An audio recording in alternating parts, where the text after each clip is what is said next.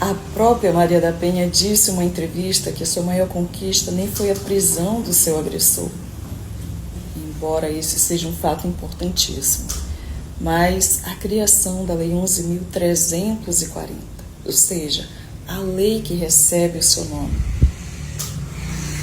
Foram 19 anos e 6 meses de luta, mas o grande legado que fica de tudo isso, tanto para ela, que é uma referência, como para as outras mulheres, é que a justiça foi feita e é feita.